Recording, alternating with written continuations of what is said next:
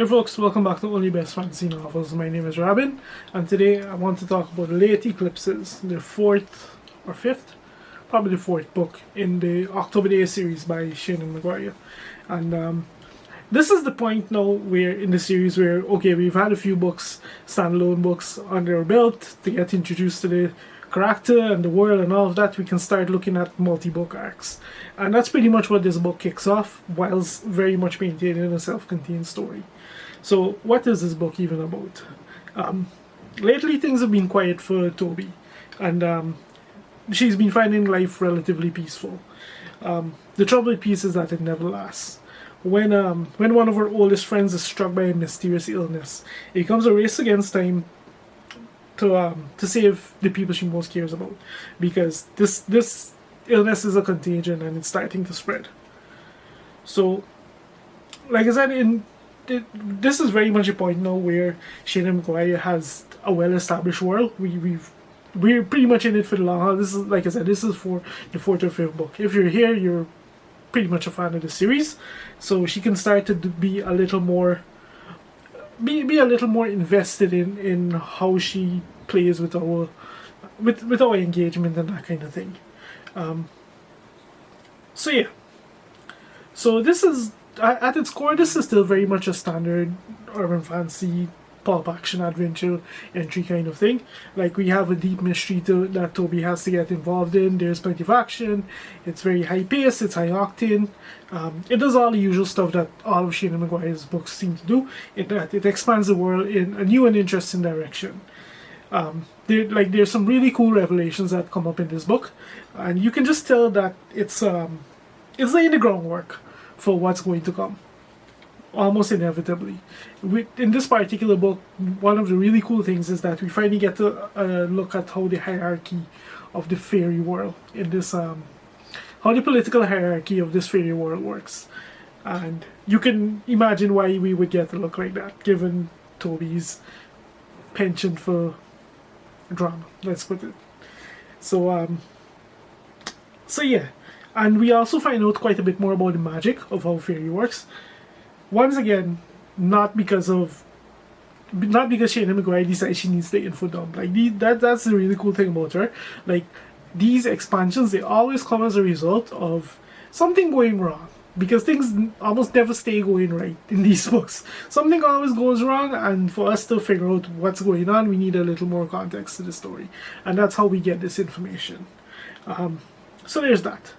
Now, that being said, this book also kind of reads like a turning point in the series, in addition to kind of being the start of a multi-book arc, in that we see not so much a change in, not so much an entry and exit of characters as we do, no, let me rephrase that. We don't see so much character development as we do see a change in character dynamics. Like, the way, the relationships that Toby has, they change in this book, and for better and for worse. Like, some people become, we see some people make exits from the series. We see some people shuffle around. Some who were assets become liabilities, vice versa. That kind of thing. Things get shuffled around, and you can tell it's all about, as much as it's all consequences of the story, it's all also about laying the groundwork for what comes next. One change in particular clears the way with a sticky romantic situation that Seanan, that Toby has been involved in, and leaves the path clear for one choice. That being said, Seanan McGuire, she isn't, I won't call her predictable, because she, as much as she will telegraph certain things, she also doesn't, she also isn't as obvious as you would think. So there are some cases where, yeah, you can already tell where this is headed, but in other cases, that's just her gearing up to do something a little more interesting with the story.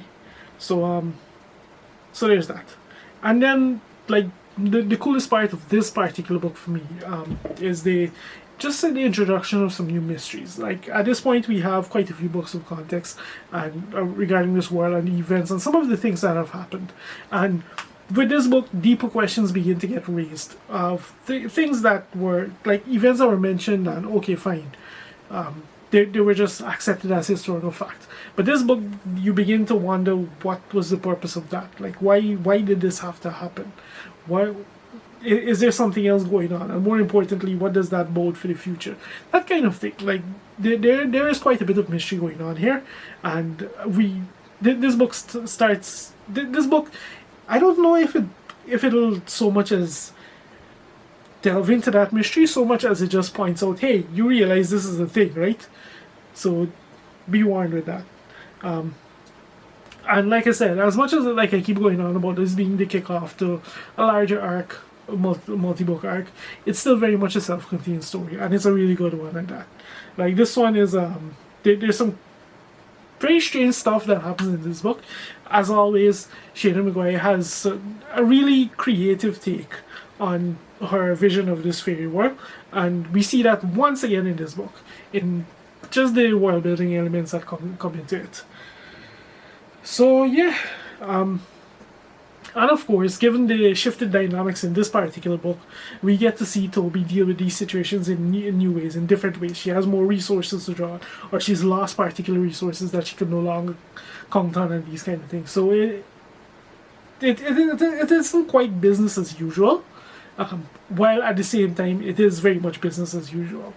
So all in all, another light, fun, great read in a series. Like, this series is quickly bumped itself up my ranking. I not that I've read very much urban fantasy, but this series quickly cemented itself as probably one of my more favorite ones that I've read, and this book just continues that trend.